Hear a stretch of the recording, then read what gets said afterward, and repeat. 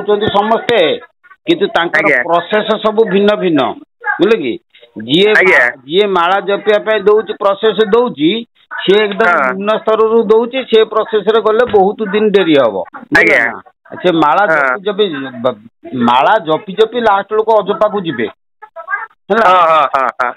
किंतु आमर कोन आमर माला न आमे डायरेक्ट अजपा ताले आमर पास अधिका ना नाही सेटा तो आमे जानि छे बाबा हेले कि नाही कली जुग रे बोले कि माला जपी की कला बेल को बहुत दिन डेरी हबो गोटे कथा द्वितीय कथा मुझे बुझे देछि गोटे पुलिस अफसर से 4-8 टूर पड़ुची सी बसिक माला जपिब केतबेले कोठी होटल खाइलानी तो कोठी लॉज रे खाइलानी ताको निरामिष करी किए दबो ना ठीक कथा किंतु से लोक पई माला जपटा ठीक ने ता पई होची अवधूत कर्मटा ठीक हाँ जो मैंने बसी जड़ लोक किसी जानते नहीं उन्नति हबार संभावना ना ए जन्म हो पार नहीं से ठक ठक करूथा ए जन्म जी कर आर जन्म को जीवा ना ना मुझे कथा आप बुझे ना सतगुरु या सतगुरु मार्ग या मुझे कौन तो मन था मुझे बाबा आप पचार रही पार नी से दिन आप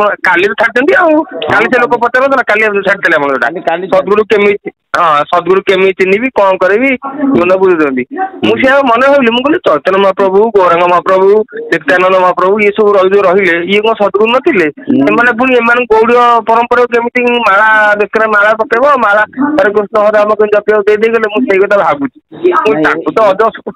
एमाने जो माला देले अत्यंत जड़ प्रकृतिर लोक से तत्व ज्ञान करें नहीं जे तांको बेकर गोटे घंट पकड़ गोटे गोटे गाय की देखु ना दुष्ट गाय जी बुझे कि गोटे काठ मुंडिया पकई दे था से दौड़ी पारे कि चली पारे सी ठीक सुधार हम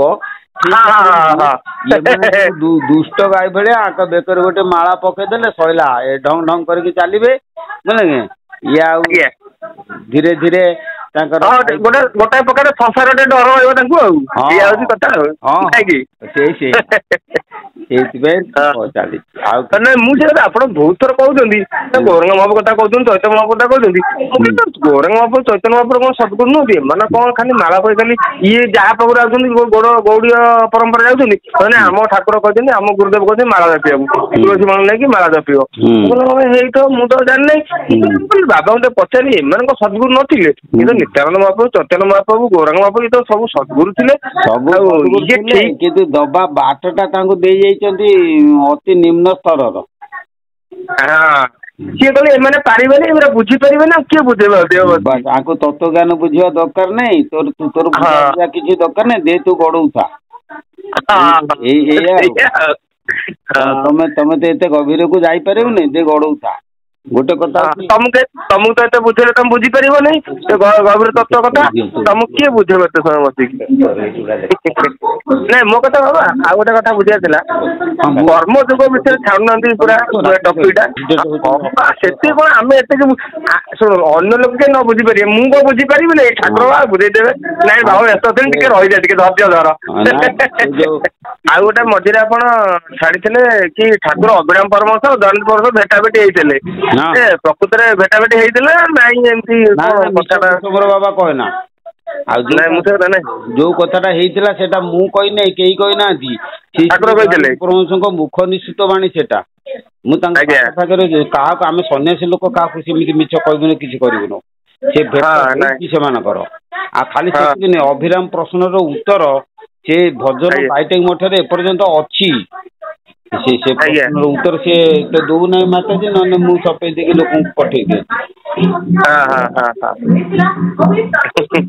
ना मुझे कथा कहले आप पचारे कि पचारे तो आप कहले ठाकुर अभिराम परमहंस दयानंद परमहंस दिन देखा देखी होते भेट होते ठाकुर पचारे से कहले माँ पूर्णमासी की आप मत छाड़ी पूर्णमासी कहले अभिराम को कहले कहीं तू प्रसाद जाऊ सी बा तू ऊपर अच्छा हाँ दादा भागवत डेली पढ़े अच्छा जोटा पचारू से को अध्याय कौन सब मन अच्छी ना हाँ हाँ बाबा एकादश स्कंदर आमर जो अवधूत नहीं अवधूत जो 50-24 जन धर जो शिक्षा शिखी हाँ हाँ जो यहाँ पक्षी मध्य बलियार ସ୍ୱଭାବେ ପ୍ରଚଣ୍ଡ କୁରର ମିଶେ ମାରଏ ନାନା ପକ୍ଷୀ ଜୀବନ ପଶେ ମାଂସ ଭକ୍ଷୀ ତାର ମହିମା ଜନେ ଶୁଣି ବନ୍ଦୀ କରନ୍ତେ ଘରେ ଆଣି ସେ ପୁଣି ନିତେ ପକ୍ଷୀ ମାରେ ମାଂସ ଭକ୍ଷୟ ନେଇ ପରେ।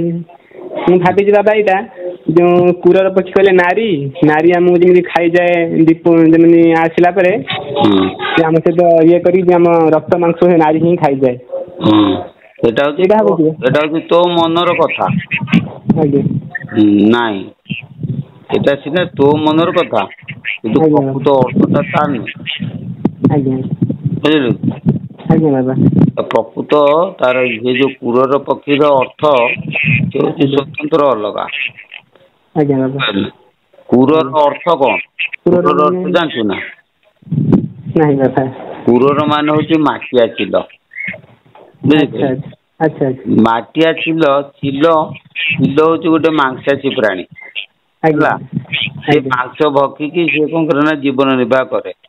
ଲୋକମାନେ କଣ କରନ୍ତି ନା ତାର ଟାକୁ ଜାଣିକି ତା କଥାଟାକୁ ଜାଣିକି ତାକୁ କଣ କରନ୍ତି ନା ସେ ପୋଷନ୍ତି ହେଲା।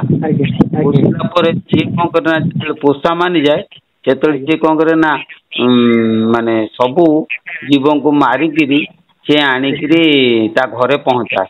ମାଛ ଫାଛ ସବୁ ସିଏ ତାକୁ ନେଇକି ଖାଏ। ତେଣୁ ମାଛ ମାରିବ ସିଏ ଖାଇବ ତା ମାଲିକ। ବୁଝିଲୁ କି? ଏଇଟା ହଉଛି ତାର ବୋକାମି। ଏଇଟା ହଉଛି ତାଠାରୁ ଶିଖିଲା ଯେ ମୁଁ ମାଂସ ମାରିବି ମୋ ମାଲିକ ଖାଇବ। ବୁଝିପାରିଲ ନା? ତେଣୁ ଚିଲ ଜାଣିପାରେ ନା ଯେ ସିଏ ଖଟୁଛି ବୁଝିଲୁ କି ଆଉ ତା ମାଲିକ ନେଇକି ଖାଉଛି। ଦଳ ଚଳଉଛି ଜଣେ କୋଉ ଖାଉଛି ଆଉ ଜଣେ ହେଲା। ଏ କଥାଟା ଚିଲ ଜାଣିପାରେ ନାହିଁ।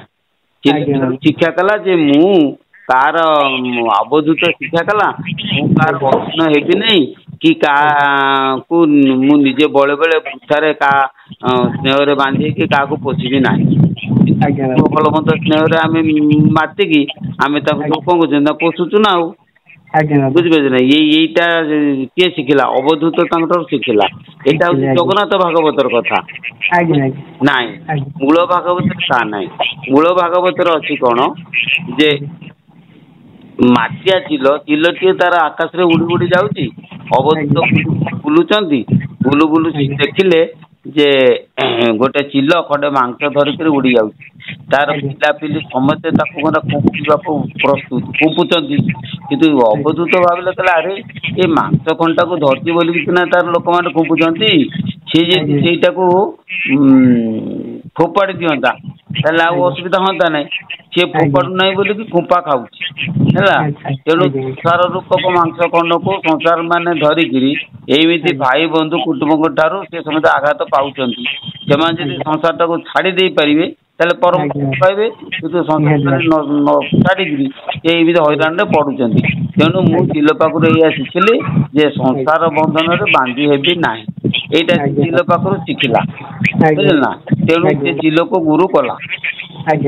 ତେଣୁ ଏଇଟା ହଉଛି ଚିଲ ଠାରୁ ଏଇ ଶିକ୍ଷାଟା ସେ ପାଇଲା ଆଉ କଣ। ଏଇଟା ହଉଛି ଅବଧୂତଙ୍କର ଗୋଟେ ଶିକ୍ଷା। ତେଣୁ ତୁ ଯୋଉ କହିଲୁ ସ୍ତ୍ରୀ ମାୟା କଥା ନୁହେଁ ଏଇ ଅର୍ଥଟା ତାର ହଉଛି ଏଇଆ। ଏମିତିଆ ପଢୁଛି ଯୋଉଠି ନ ବୁଝିପାରିବି ପଚାରିବି ଆପଣଙ୍କୁ ଆଉ। ହଁ ପଚାରିବୁ କିଛି ମାନେ ନାହିଁ।